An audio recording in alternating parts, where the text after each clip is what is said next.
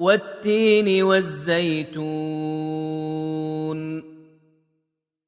وطور سينين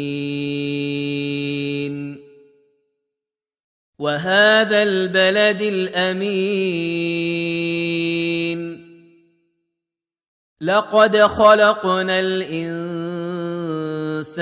في أحسن تقويم ثم رددناه أسفل سافلين إلا الذين آمنوا وعملوا الصالحات فلهم أجر غير ممنون فما يكذبك بعد بالدين أليس الله